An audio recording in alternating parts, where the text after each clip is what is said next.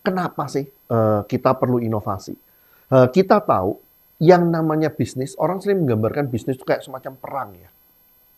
Dan dalam perang, orang perlu senjata pamungkas untuk bisa menang, untuk bisa mempertahankan diri, perlu senjata pamungkas. Nah, salah satu senjata pamungkas yang paling powerful ini nih, yang kita sebut sebagai inovasi.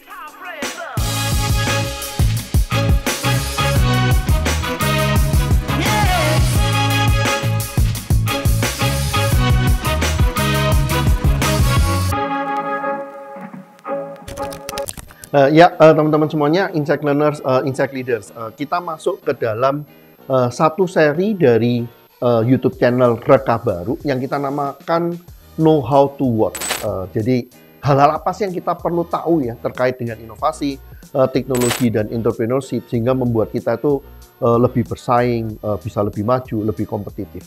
Ada 4 alasan paling tidak kita itu perlu berinovasi. Kalau tidak, yang pertama, survival. Kalau kita nggak inovasi, kita mati. Mau tetap bertahan juga nggak bisa gitu. Contohnya ya, saya mau mengambil contoh ini nih, case yang sekarang udah berapa bulan nih masih tetap rame, ChatGPT dengan perangnya Google dan Microsoft. Kita ngeliat aja ya, inovasinya yang di-create oleh Open Innovation, OpenAI, mestinya bukan Microsoft loh, OpenAI yang meng-create inovasinya. Di-leverage oleh Microsoft sebagai senjata pamungkas dengan metode Open Innovation ya. Open Innovation kan berarti kita kayak semacam beli atau investasi di satu perusahaan sehingga meng-create suatu inovasi baru. Itu dia nyerang Google, dipakai untuk menyerang, sehingga Google itu bukan hampir ya, dia bisa punya potensi tidak survive di dalamnya. Dalam satu hari waktu itu kan kerugiannya 100 billion US dollar, 1.500 T. Suatu angka yang luar biasa ya.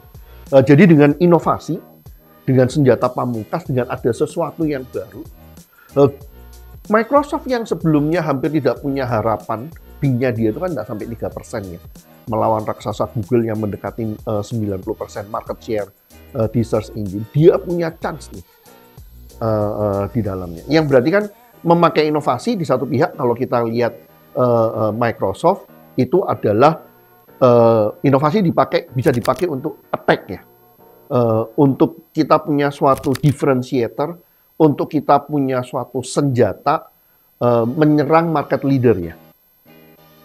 Untuk mayoritas perusahaan, kalau ada suatu inovasi baru, teknologi baru, cara baru, kita tidak berubah.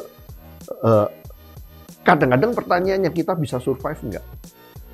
Cerita Microsoft perang dan akhirnya musuh yang diserang itu hilang, itu banyak. Sewaktu zamannya saya dulu, mungkin kita sekarang tahunya Microsoft Office ya. Microsoft Office itu core-nya dulu kan Excel. Excel itu dulu kan dari Lotus ya. Diserang sama si Microsoft, hilang loh. Kemudian waktu itu pernah ada perangnya browser ya.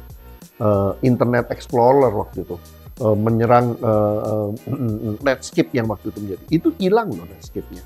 Tidak survive dengan adanya suatu inovasi ya di dalam. Jadi inovasi bisa dipakai sebagai senjata pamungkas untuk menyerang.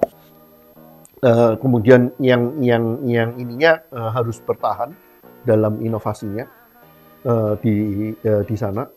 Yang kedua, inovasi kalau kita ngelihat banyak startup, misalnya contohnya OpenAI. OpenAI termasuk dia memakai inovasi sehingga meng-create suatu pasar baru, membuat suatu identitas. Kalau kita bilang Google, identitasnya dia kan yang meng-create yang namanya search engine ya di sananya. Itu kan identitas dia, itu kekuatan dia, itu yang membuat dia bisa jadi gede banget. Sekarang kalau kita ngeliat OpenAI itu juga gila. Dengan generative AI, tipe generative AI, dia bisa menunjukkan, komputer itu bisa seperti ini loh, yang membuat orang-orang ketakutan juga ya di sini ya. Berarti kan inovasi bisa dipakai untuk kita meng-create suatu pasar baru. Inovasi bisa dipakai sebagai senjata pamungkas kita untuk menyerang. Inovasi bisa dipakai misalnya kalau case-nya OpenAI, sehingga si giant model kayak Microsoft mau invest jumlah angka yang gila-gilaan. Kita bicara barusan ini kan 10 billion US dollar ya. Sebelumnya udah 1 billion US dollar. Disediain komputer yang sangat canggih di dunia, boleh dibilang paling canggih di dunia. Nah itu kan inovasi kan, daya tarik daripada suatu ide yang bisa dieksekusi, yang menjanjikan gitu di dalamnya. Itu yang kedua. Jadi inovasi identitas diri sampai dengan meng-create suatu pasar baru. Contoh daripada ChatGPT, ada beberapa faset nih kan, bisa dipakai untuk nyerang, yang nggak inovasi bisa nggak survive. Inovasi bisa untuk kita itu attract, kita meng-create suatu pasar baru, identitas baru kita. Yang ketiga, inovasi itu akan meng-create suatu value ya, yang ujung-ujungnya bisa menjanjikan kayak semacam productivity sih. Nah, kita ngeliat misalnya contohnya ChatGPT ya. Kemudian kan di-create sebagai Copilot oleh Microsoft ya. Mestinya Google juga arahnya tidak akan terlalu berbeda. Begitu Copilot.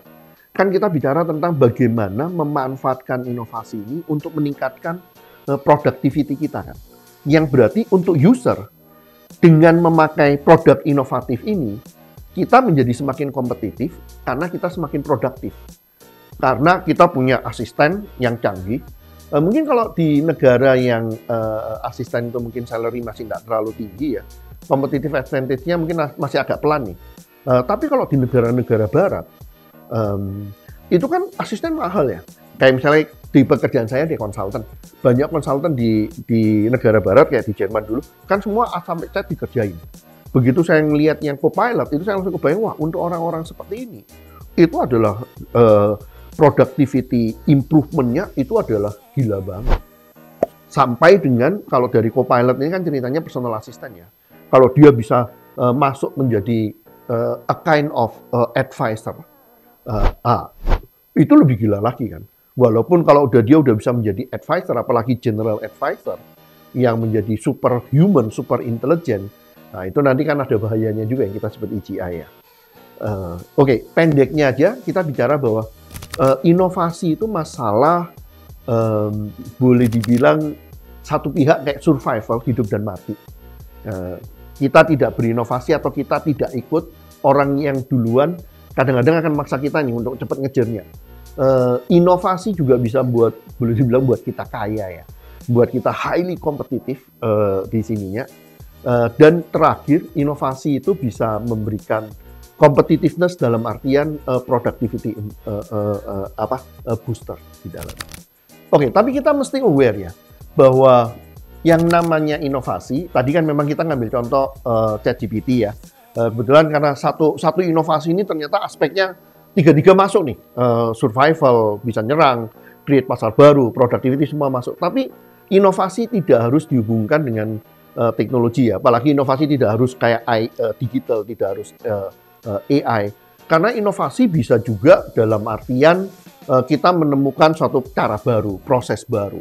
Termasuk kayak simple cara masak, abnormal, warung abnormal, itu termasuk inovasi. Dan tidak terlalu hubungan dengan teknologi kan. Kalau kita lihat yang lainnya, kadang-kadang bentuk teknologinya tidak harus digital deh.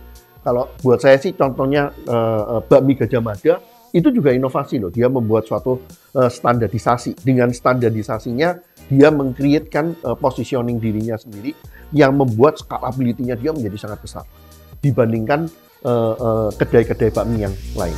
Ya, itu keseluruhannya. Thank you.